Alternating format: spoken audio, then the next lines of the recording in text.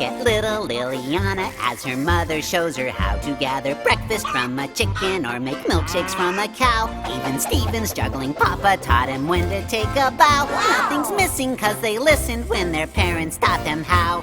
A mother and a father know the ways to live life right. So listen, little children, and your days will turn out bright. Now you.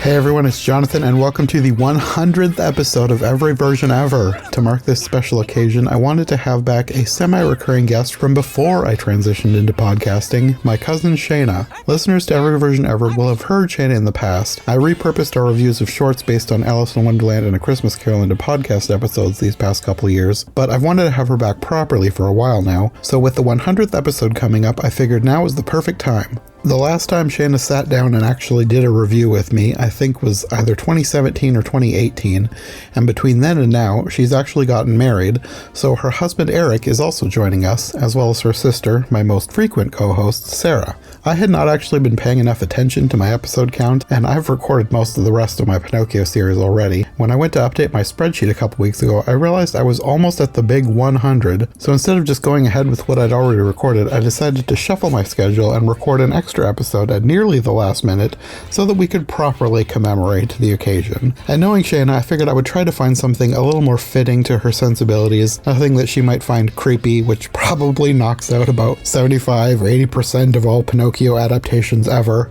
but also just something fun and nostalgic, even if we hadn't actually watched it before.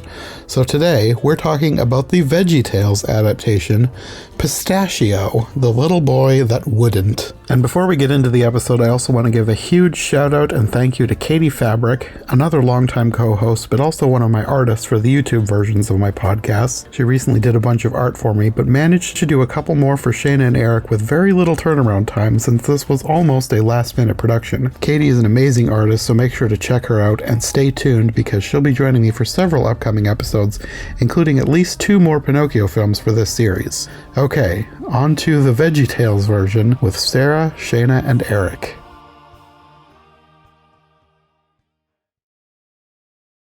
Sarah and I have already been doing these, but I wanted to ask, how familiar are you guys with Pinocchio? Like the story in general? Yeah. Well, we watched the Disney one growing up, so I'm familiar with that one. Your mother didn't read you the story at bedtime? No. You were spared that trauma. I vaguely, I have this tiny spark of a desire to know more of the story, but I just don't know if I'm going to take myself down that trail. I mean, you can borrow my book if you want. It's great artwork either way, the copy you got. Yeah. Now, I remember Mom read it to us when we were kids, but I didn't remember how dark the book was. Was it abridged or? No, it was like an old copy, like falling apart, yellowing pages. For realsies? Yeah. Was she just frustrated with you guys or something? I don't know. This is what happens to little boys who don't listen to me. That may be a conversation later. Why did you read us Pinocchio? Well, I thought it was nice. Well, it didn't do any damage because I didn't remember all the stuff that was in it, so... Blocked it out. I think a lot of stuff kids don't take too seriously anyways. Yeah, Jonathan and I have already had the discussion that the Disney one, I didn't mind it as a child, and then as an adult, it's upsetting. Very upsetting. And you haven't even read the book. Yeah, but now I kind of want to read the book. How much different is the book, though, from the movie? Oh, 180 degrees difference. The Disney version is so nice and clean and sanitized, and it includes... With the demon beasts and the villains who get away. It's a nice, clean, sanitized version. Human trafficking via donkey transformation. Oh. And that's the nice version. No, you should tell him how Pinocchio comes back from becoming a donkey. Yes, now that I've read the book. So do you... Any guesses on how Pinocchio gets back to being a puppet from being a donkey? And in the book, he does fully turn into a donkey. Yes, like a full animal, fur and everything. He doesn't turn into a wooden version like in a lot of film adaptations. You'll never guess. You'll never guess. You'll never guess. Did somebody take a curse off of him or something? Oh, take something off of it. His tail? No, he's bought by an old farmer who wants the donkey pelt. Yeah.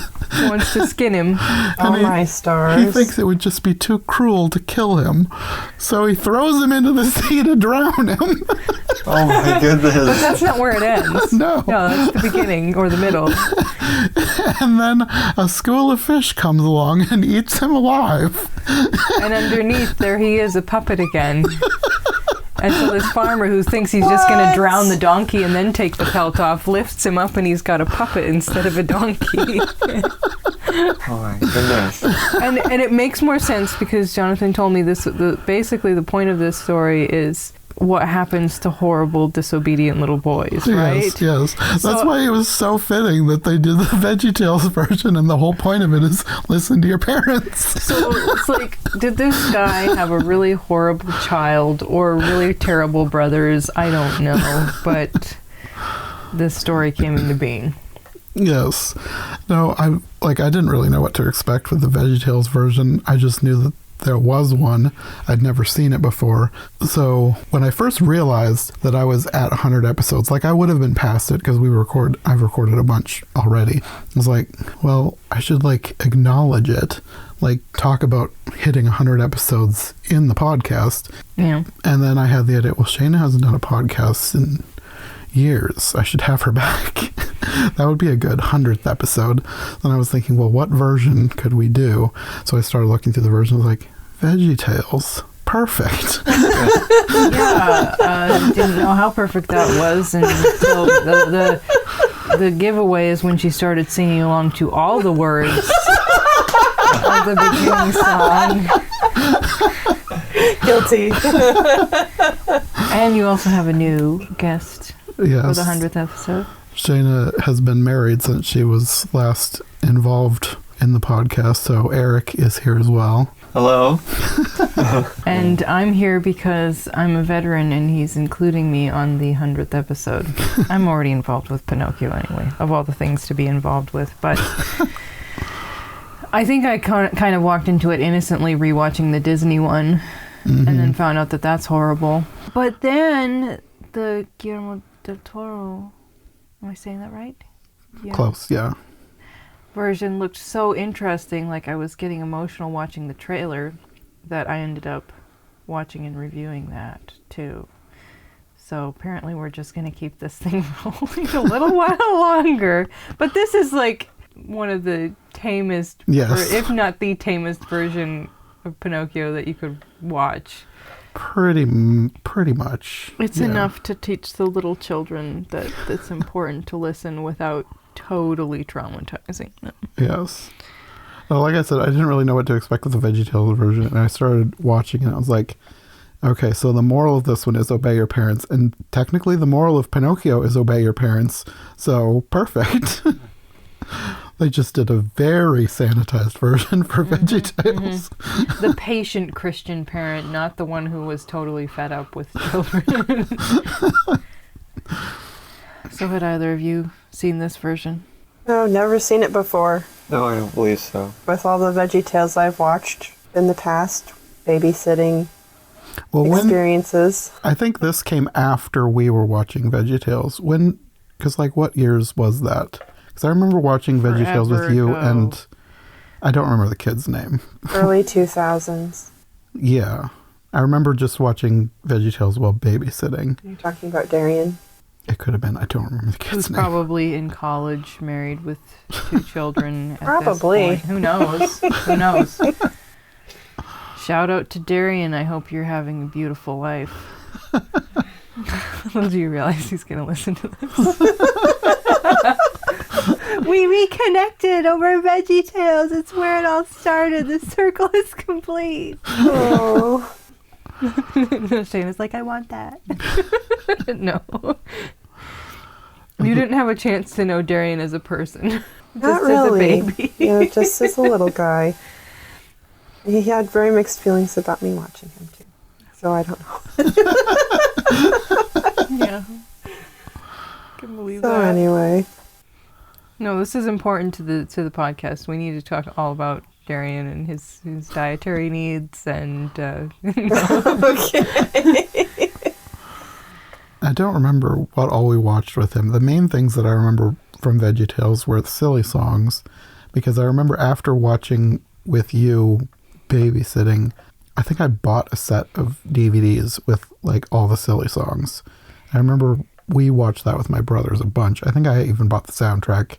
I wonder if my experience with Veggie Tales was babysitting the Hanson kids. I can't remember, because I know somewhere in there Veggie Tales happened and the cheeseburger song sort of gets seared on your brain, and whatever else, the Ophelia and omelet and But you probably watched more of it than I did. And what about you, Aric? Did you grow up with that at all? I grew up watching it I remember watching it at the Baptist church. Mm-hmm. A safe program. Teach the children. The last big Veggie Tales thing that I remember watching was the Jonah movie, which I thought was fitting because this kind of tied in with Jonah in several ways. I thought so too. Like, it indirectly and directly, like there were some direct references to Jonah that I thought was kind of hilarious. Especially when Caterpillar was like, I've done this before.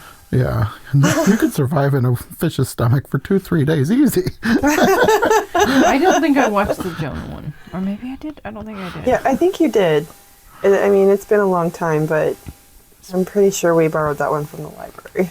Speaking of the past, there's a reference at the beginning of this, before you even get into the story, that if you're new to the world, you won't get, and that's Ty Pennington. Yes. Because they had this little, my grandmother used to like to watch that. Oh, my show. family was obsessed with that. Or was it just your mom? Maybe that's what I'm Every thinking of. Sunday night we watched Extreme Makeover Home Edition. I think maybe that was your Oh, mom. yeah. Your mom's thing more than grandma's. All the way down to the spiky hair man. Yes. Yes, this little vegetable character, and they've had the kitchen remodeled feebly. The program was Extreme Redo Crying Edition. So Just let it all out, buddy. It's one of those things 20 years from now, is anybody going to know what that means? But if you grew up with those type of shows... Yeah, that is true. I didn't think of it, but that is kind of a reference that's going to be... Well, it is dated at this point now. Yeah. But it fit for me because we watched that all the time, so I got a kick out of that. It was cute. And I think you enjoyed all the punny names. I know you did. Yeah, actually, I was just thinking about that. Where you have gelato instead of Geppetto. And his brother Dorito and Milano. And espresso. Like everything in this movie had a fake Italian parody name. I kind of like that they're just taking things that people will recognize who are extremely ignorant of Italian things. And it doesn't even have to be Italian, like Parcheesi probably isn't anything. But like, I think the town that they lived in was Bologna Salami. Yes. It's just stuff like that. It's utterly ridiculous, but I thought it was hilarious. Very cute. I also felt like Gelato as Geppetto really sort of fits into the Pinocchio canon of inept fathers. Yes. Good, tender-hearted but inept. Yes, very much. Larry was Gelato. Yeah, all of the characters were played by veggie characters that we know from other ones. You had, well, starting at the beginning, I thought it was interesting that they had the other woodcarver at the beginning, which I don't know that I've ever seen a version of Pinocchio that actually has the guy who gave Geppetto the wood at the beginning. Is that in the book? Oh, yeah. That's in the book, and I don't think I've seen it in any other version. Isn't that nuts? I know. A bouncing piece of wood. There were a few things that I noticed in this version that I don't know how much is ever done in any other version. You gotta wonder if if one or more people had read the book, and Oh, they had to have. that's pretty good. If they're Like this, especially the thing with the 5 golden coins. Like, I think I've only seen that in only I can only think of one off the top of my head that did the 5 golden coins. They did it in a different direction, but they still had them. So I thought that was interesting. I didn't even know that was a thing. So That's from the book, yes. So as silly as this is, there's actually nods. Yes, Authentic nods. They did a pretty good job. And like actually having the wood be alive, that you don't usually get. Usually they change it so that he's brought to life somehow. But in the book, the wood is just alive and he carves it into a puppet. Which is awkward. Are there ducklings in the book? No. Okay. That was not singing not barbershop? accurate. No barbershop But I ducklings? love the ducklings. Well, they're unique to this version. The Monopoly playing ducklings. They were cute. Did you have a favorite character, Eric? Oh. How do you choose? Yeah, that's kind of hard to... Maybe the ducklings? I don't know. I liked that they were lured into that relationship by a toy duck. You will be my children now. Oh dear. Yeah, something unique to this version, not from the book, is that Gelato has 3 brothers who are apparently lost at sea while delivering meatballs to the small island of Boyardee.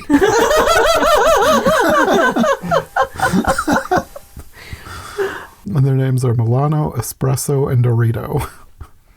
And then in the cricket character, we have the caterpillar/worm from the Jonah movie playing a character named Cricket who keeps having to correct everyone. Oh, did he eat the vine? Yes. Okay, so that's why we have like a Middle Eastern caterpillar on this movie. Okay, I thought my mind went to Alice and the caterpillar was Mocha. Okay. Oh, I didn't even think of that. That's true. I'm happy to have a Middle Eastern character in this production, though. That's okay. It's good. Yeah, the caterpillar is the stand-in for the cricket, and he's just named Cricket. And he does not really appreciate having to live with the ducklings because he's afraid of being eaten. How did he get to Italy? We need caterpillar backstory. So the story kicks off with Gelato taking the ducklings around town, singing a song about obedience. But in true Veggie Tales fashion, they also sing in Pig Latin and as a barbershop quartet. I was going to say trio, but then the caterpillar came at the end, so it made it a quartet. And then, like I said, they go by a hardware store where Pa Grape is playing a character named Parcheesi, who gives him a piece of wood. I should see what the character's name in the book was. I don't think it was Parcheesi, but I don't know if it was... Anything that rhymes with Parcheesi. I just want to know if it was like a play on what was in the book. Mastro Cherry, so I guess not. Oh, Mastro Antonio, but everyone called him Mastro Cherry. So not quite a parody of that. But I'm still impressed that they included the character. They did not, however, have a fight, because in the book, Geppetto and Mastro Cherry have a knockdown, drag-out brawl for some reason. I can't remember why, but they fight and then become friends at the end of the fight. If only that's how it works. Oh, I've just insulted you and bloodied you and dirtied you. We're friends now. No, in this version, he just gives him a chunk of pistachio wood because he's nervous about the fact that the wood is bouncing around by itself, which I guess is understandable. But Gelato doesn't care. He goes home, puts the ducklings to bed, and starts carving the wood. And by the next morning, he has Pistachio, a little wooden asparagus boy. Because it's Veggie Tales. Yes. Pistachio is played by the character named Junior Asparagus. And in true fashion to the book, he starts jumping around, refusing to listen. So they're accurate with the character of Pinocchio. The dialogue was a little more on the nose than the book, though, because they make a lot of being obedient, listening to your parents, etc. And then they go to an art museum, which I was trying to think, is there anything from the book that would be an art museum? But I don't think so. They just go there to teach some lessons for some reason. And Gelato tells him there's nothing like art to help you find your way, which is another joke because there's a curator named Art who points them in the direction of the painting they're looking for. And then the painting that he's looking for is a painting of the story of the Good Shepherd from the Bible who has lost one sheep out of 100 and leaves the 99 to go find the one. And Pinocchio wants, or Pistachio. I'm probably going to do that, call him Pinocchio, because that's what we're talking about. He wants to know why the sheep ran away, and Gelato and the cricket try to explain that the sheep probably thought he knew what was best. And then, of course, that's the moral, that some children act like the sheep, thinking they know what's best, but they can get in trouble if they go off by themselves. And Pistachio does not take that in at all, because he sort of cons Gelato out of 5 cents, which he claims is for an art book, so that he can keep on learning and teach the ducklings about art, but he's actually going to go use it to watch a puppet show. I think maybe it was just an excuse to go stare at that, and then he ended up getting sucked in to actually pay for it. It could have been. Either way, it was just, yeah, it was a slippery slope. Yes. But you know he wasn't being fully truthful anyways, because his nose grew a tiny bit when he was talking about going over there. And he just shrugs it off. Growing boy. And this puppet show is run by the great Calzone, played by Mr. Nezer. And this is where I think there was a few references in here that I think were closer to the Disney version than the book version, because I think the great Calzone is more a reference to Stromboli. Calzone, Stromboli. Yeah. Because in the book, the character is named Mangiofuoco, not Stromboli. So I think this is more a nod to the Disney version of this character. They had that in the Guillermo version, didn't they? Yes, that's the character who they decided to change into a background character, because the fox was promoted to the main bad guy instead. So they kept that name on the burly guy, though? Yes. Okay. They just changed what he was used for. Right. Strong man. Mm-hmm. So this great Calzone character is thinking about not listening to your parents. And then, like the Stromboli character, sees Pistachio and wants to use him in his show because he seems to be a puppet with no strings. This interaction is that everything is shorter than all the other versions. For shorter attention spans. So instead of like actually being drafted into this show, he just runs away from the great Calzone. It works. It is less dark. Yes. And then they tie all this together with the cat and the fox, because when he's fleeing, he ends up crashing into a coat rack and he finds 5 golden coins, which I believe in the book they were given to him by Geppetto. But in this version, he finds these coins, and then once he's outside, he runs into the fox and the cat. This is the justice that is never served, because whoever lost their coins didn't get them back. That is true. We never did find out who those belonged to. A Man. little less disturbing than human traffickers getting away. Oh dear. So, what was the purpose of the 5 golden coins in this story? In the book, the fox and the cat wanted them from him. And it plays out similar to this, but they've tied like 2 scenes together. Like they've really shortened all of this, because in this version, okay, these characters have names in this version, which they are usually just the fox and the cat. And I don't know what the fox's name means. He's Confetti the fox. Like, is that a pun? Does anyone recognize what that might be referencing? I don't. No, I don't know. But I love the cat's name, because the cat was named Piorina.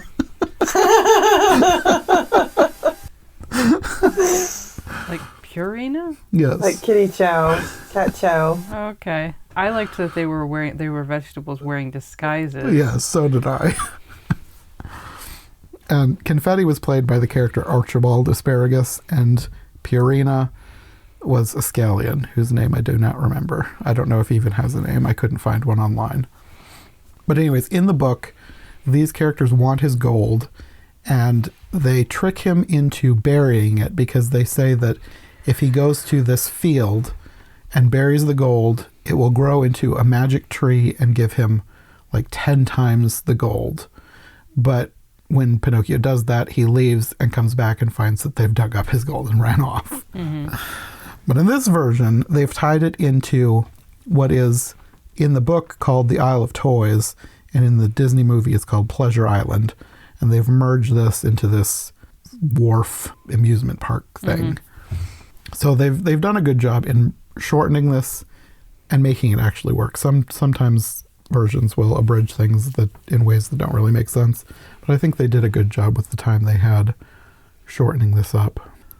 But yeah, they take him off because they're going to go con him out of his gold, and meanwhile Gelato has no idea what's going on and sort of Home Alone's Pistachio, thinking that he's right behind him when in reality the voice he heard was some other kid. Yeah. The cat and the fox sort of sweet talk Pistachio, telling him how clever he is to turn his 5 pennies, which he had at the beginning, that he spent at the puppet show, into 5 coins. And they say that if he can turn his gold coins into more gold coins, his father will be so proud of him. They take him to this carnival. The first stop is the Wheel of Moolah. And it is a game that costs 1 coin to spin. Wherever the wheel stops, the money will be multiplied by that number. Except the wheel is filled entirely by zeros with a single 10 slot. And Pinocchio says, or Pistachio says, wow, so the worst thing that could happen is that I get my gold coin back.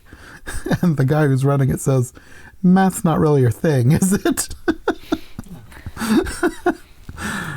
And I think this guy, I don't know if he has a book parallel. Maybe the stagecoach driver. That's the only thing I can think of.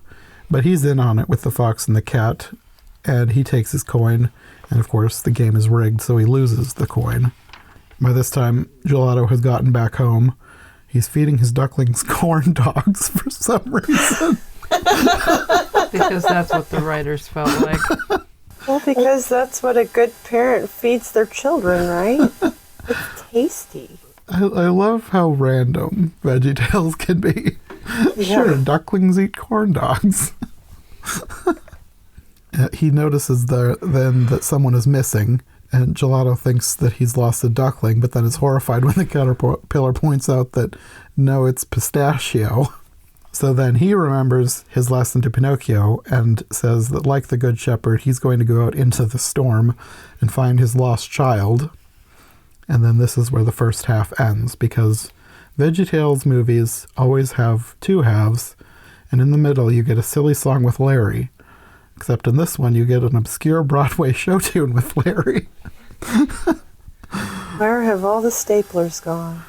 Yes, except this is apparently a parody of a song called Where Have All the Flowers Gone that I had never heard of. You had never heard of that song? No.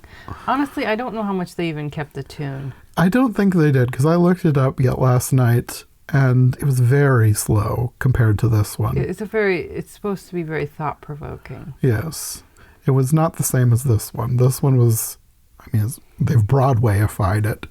It's big and has a big dance number with dancing office supplies. Yes, all the Vietnam protesters would be so proud. Oh boy. Yeah, there's not really a point to the song. It's just... It's cute. Larry and his co-worker, played by... The character's name is Petunia Rhubarb. It's like, she does not look like a rhubarb to me. They're just 2 office workers who can't find any office supplies. So that's where the song comes in. I don't think that one's going to get stuck in my head the way the cheeseburger song did. Or Barbara Manatee. Oh, man. And where is my hairbrush? Oh, man. You're bringing stuff back now. Not fair. Random question here. Do we know how many, at the top of our heads, do we know how many Veggie Tales there actually are? How many episodes they did? Not off the top of my head. I'd have to look it up. I know there was quite a few. I want to say maybe 30, but then they also have a couple of TV shows too. I know they were talking about bringing Veggie Tales back. I believe I heard. I think they were bought out by another company, because I don't think the original people are even involved anymore. I know they had at least 2 shows where they stayed on as the voice actors. Yeah, I don't know. There's a lot of stories besides the ones that were just on videotape. Sure. How did that even start? Somebody just playing with vegetables with their kids or something? Somebody was probably playing with their food. I can't remember exactly how it started. It's Phil Vischer, and I think he was getting into animation, and I think he was using it as a way to practice, but then he also was like in children's ministry as well, and he kind of decided to tie the two together by making this video series, and it eventually became a huge hit. Yeah. Okay. So after the obscure Broadway show tunes with Larry, we go back to Pinocchio getting conned out of all his money. He's playing a Plinko-style game that's impossible to win. And he wants to leave, but the cat, the fox, and the carney sing a song to convince him to keep playing. And the lyrics are all about how he doesn't need to listen to his father. Peer pressure. So On the pier.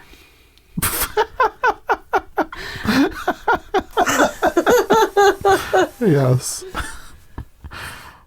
And during this song, it also transitions to Gelato singing the same song with different lyrics about finding his son. And he meets someone who tells him that they saw Pistachio heading to the ocean. So he decides to just get in a boat and head out to sea, which honestly is kind of true to the book. Okay. And during this song, Pistachio has lost all but 1 coin. They convince him to play one last game, which involves a roller coaster for some reason. That was kind of an odd dream type element.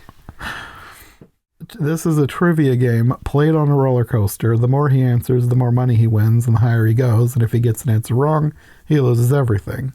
And the questions all involve the story of the lost sheep for some reason, which is very random, but I mean, you gotta tie it back in somehow. Yes. But it's like, why would these evil people be referencing a Bible story? Because it's Veggie Tales and they want the little ones to learn. Okay. And even the characters themselves were like, where did we get these questions from? That's true. But then that last question, though, was asking him how much wood could a woodchuck chuck if a woodchuck could chuck wood. Yes, a question that is impossible to answer, so he loses everything. And he gets thrown into the ocean on his little roller coaster cart. Yes, he can't answer, so they launch him into the ocean. Like I said, that was a trick question. That was not right. You knew he was being duped then, if not before, with that very, very slow ascent. Yes. So Gelato and Pistachio are now in the ocean together, but before they can be reunited, of course, Gelato is swallowed by the whale. And I think that this whale is the same whale from Jonah, a Veggie Tales movie. I'm pretty sure they use the exact same model. It was so good how it's like things couldn't get any worse, and then just popped out of the water, swallowed them, and was back down. Like there was no big dramatic, oh, here it comes. It was just like, nom. They have this big, giant, dry-eyed whale with all of his lumps and his little bitty tail flying through the air. Yeah. You have 2 scenes. First, Gelato gets swallowed, and Pistachio wakes up on shore the next day and meets the blueberry instead of the blue fairy. Oh, wouldn't some pistachio gelato be good right about now? Yes, it would. We're not prepared. Yeah, that didn't register right away, and then it was like, oh, the blue fairy, the blueberry, okay. And I liked how if you've seen the Madame Blueberry in any other version, she's a lot darker. I like how they've changed her coloring for this one, because in the book, it's not the blue fairy, it's the fairy with the turquoise hair. And she's much more turquoise as this blueberry. Whoa, okay, in the book, Yeah. it's the fairy's turquoise? She has turquoise hair. Turquoise hair. Yes, she's not all blue. As Okay. most versions now, I think, are just going off the Disney version, calling her the blue fairy. Okay. But yeah, she's the fairy with the, depending on the translation, because it is an Italian book, different versions translate it different. It can be the fairy with turquoise hair, or the fairy with azure hair, or the fairy with blue hair. Oh. But as far as I know, it's usually the fairy with turquoise hair. And I liked that Madame Blueberry had been turned more turquoise than blue in this version. The fairy with mermaid hair. The thing that got me is that you have Pistachio up on the beach and he sees this blueberry. It's like, you're so beautiful. It's like, no. Well, to a vegetable, maybe. Sure, maybe to this little asparagus, the blueberry.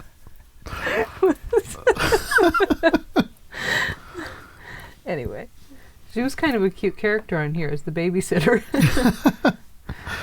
Yeah, she only has like a brief scene with Pistachio, which this scene is not really from the book. I mean, her interaction with Pinocchio is closer to the book than most versions, because most versions seem to have her come in and bring him to life.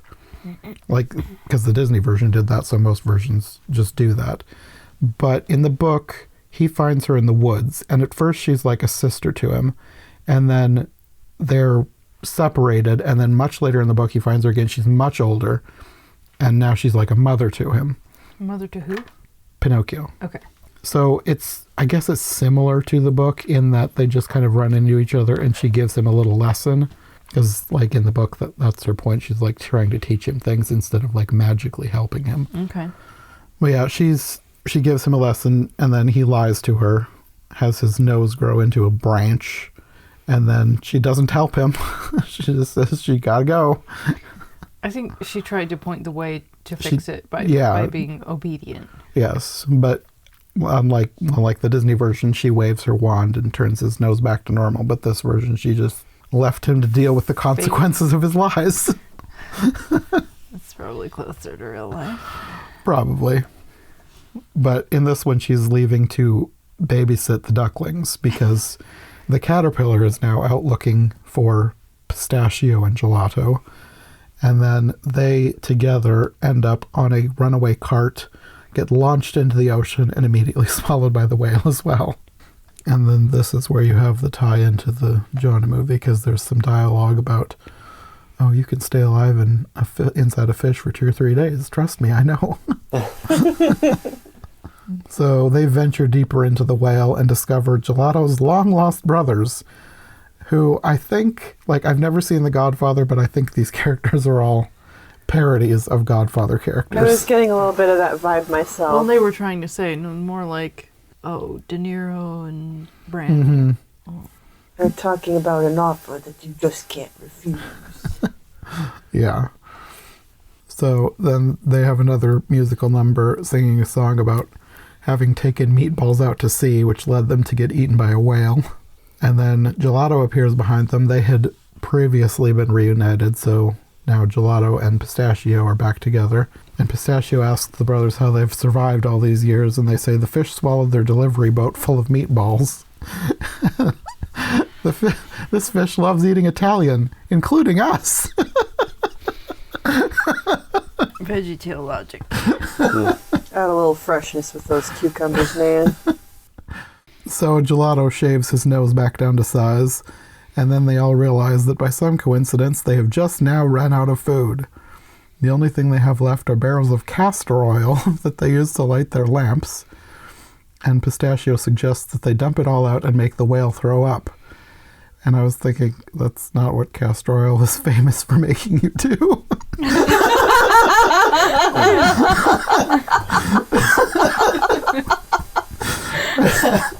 Oh, wow.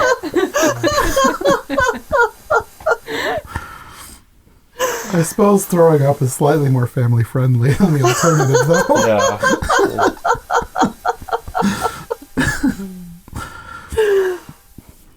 So Gelato suggests taking the barrels up and dropping them off the crow's nest so they'll break, but Pinocchio thinks they're too strong for that, and he knows wood because he is wood. But the moral of this story is to listen to your parents, and by this time he's learned that lesson, so he goes ahead with Gelato's plan.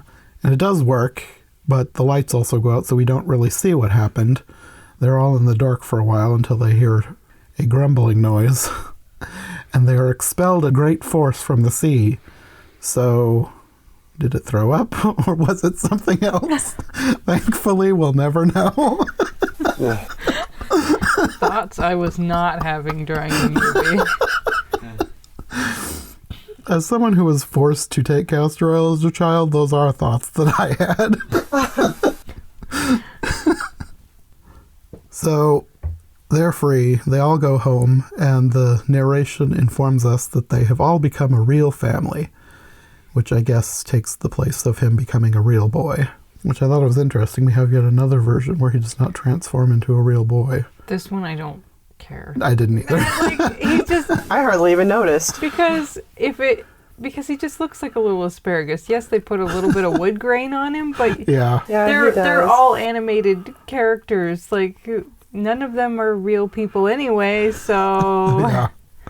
Yeah, it did not bother me. You don't miss... Well, and he's, like, Gelato is happy basically the whole movie. It's not like he was grieved and lonely and, desperate need of a son or whatever. It's just... It's just like, oh, cool, a thing happened.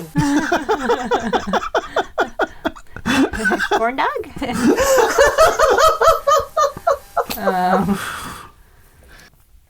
So yeah, it's fine. He got brothers back, so, which is Yeah. random. Yeah, there was no brothers in the original book either, so I don't really know where they came from, but they probably just wanted more Italian puns. Maybe. A little more comic relief in there. Yeah. And that's basically the end of the Pinocchio subplot. They end with a song about listening to your mother and father, and then you transition back to the real world where the characters who are actors are there on the counter with Bob and Larry. We didn't really touch on the part about, like, Pinocchio did actually change his attitude. Pistachio Yes. did change his attitude. He remembered the Bible lesson when they were trying to con him out of money on the roller coaster, and he did end up being sorry and saying everything that he did wrong, and yeah. And another note, if I may add this, is I love when the blueberry was babysitting the ducklings while all this was going on, and they were playing Monopoly. And she was winning. Yes, and the little duck leaned his head against the table and was like, oh, man. Did you have any favorite parts, Eric? How too many to count? Yeah, too many to count. Being inside of the whale was pretty cool. It would have been nice if it would have been the other end, but it would have been more funny. I think you liked the part where the whale went chomp and just swallowed them. That was good. That was very good. I guess we didn't really talk about the point of having the extreme redo Crying Edition parody at the beginning. It was because the counter where the veggies live was getting remodeled, but the remodel only consisted of adding some throw pillows and an upgraded computer. And a blue wall. Oh yes, the blue wall. Which I think might have been there before. It might have been. It's been too long since I've seen a lot of Veggie Tales, so I don't really remember a whole lot of what the kitchen looked like. But the point of it was, like, Bob was kind of annoyed by everything, except he liked the upgraded computer because it gave him a video chat with a child who wanted to ask a question. And that ties back into the end, because they go back to the real world and they've got to figure out what they've learned.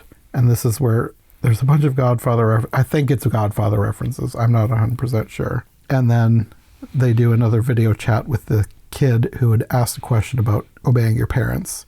And that's basically the end. They have like a Bible verse talking about honoring your father and mother, and yeah, they just really tie in the obedience to parents lesson from Pinocchio with the beginning and the end. They managed to turn Pinocchio into a Bible lesson. Yes. Which is, not typical. But it worked. I thought they did a good job.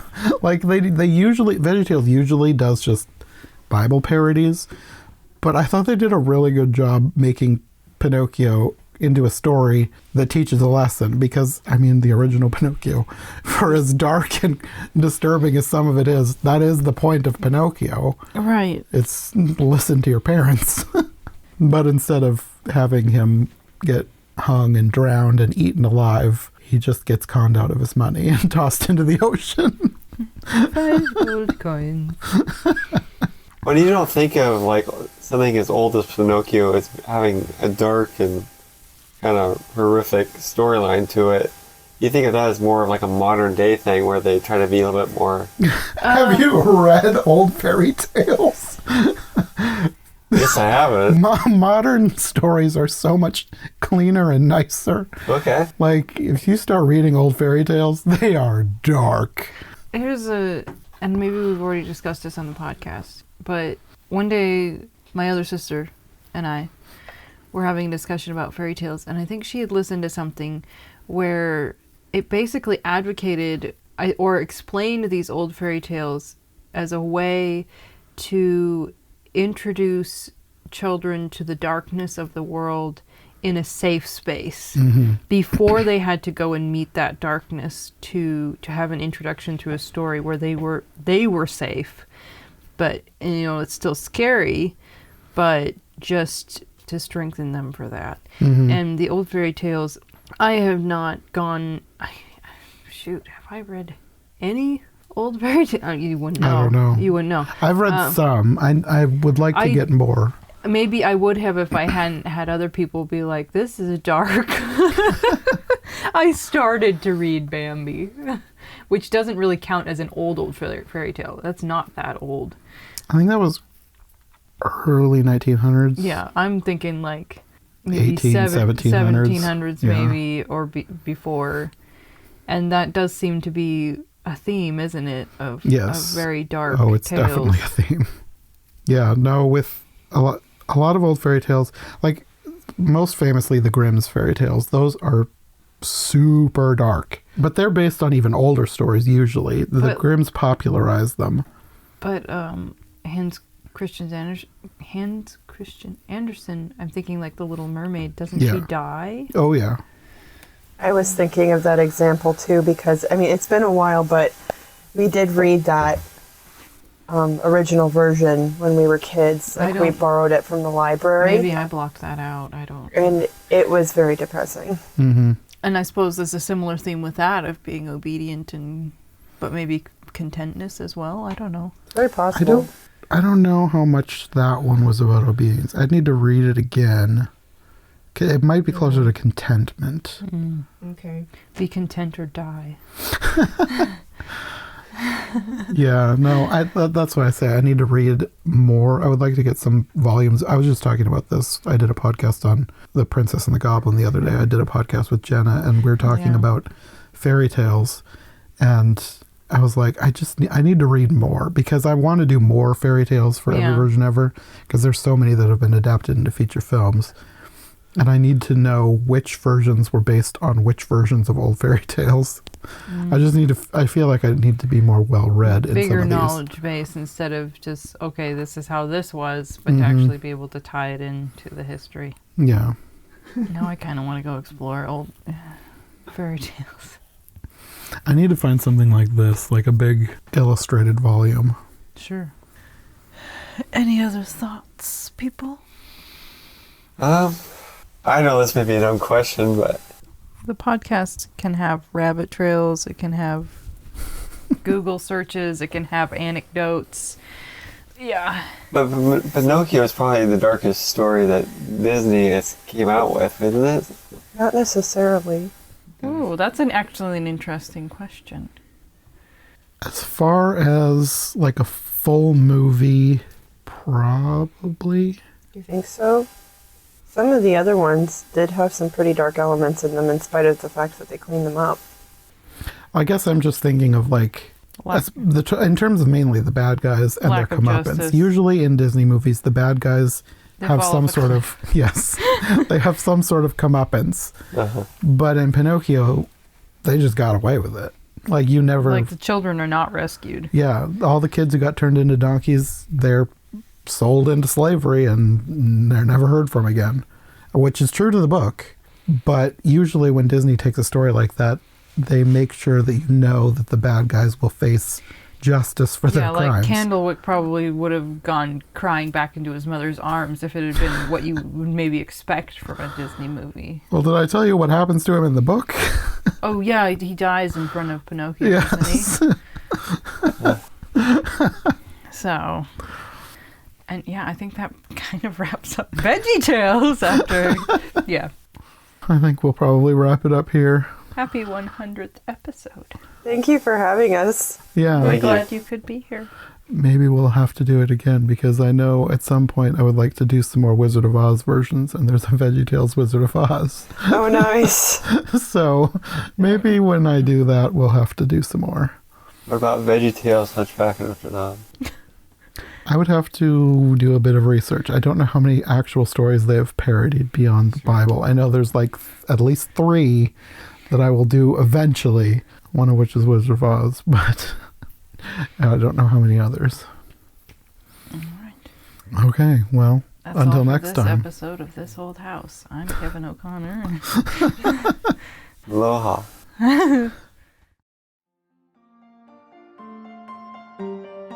Thanks for listening to Every Version Ever. If you like what you've heard, make sure to subscribe on your preferred podcast platform or to our YouTube channel. Make sure to follow my co-hosts as well, and if you want more content from us, check out one of the other podcasts in the iHeart Movies Podcast Network, or check out my brand new Patreon. My link tree, as well as any other relevant links, will be in the description. We'll be back soon with another brand new episode, so thanks for listening, and we'll see you next time.